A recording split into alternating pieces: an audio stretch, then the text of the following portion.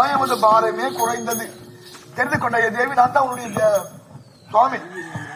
எப்படி அவன் ஆண்டவன் ஒத்துக்கணும்? என்ன பாரு,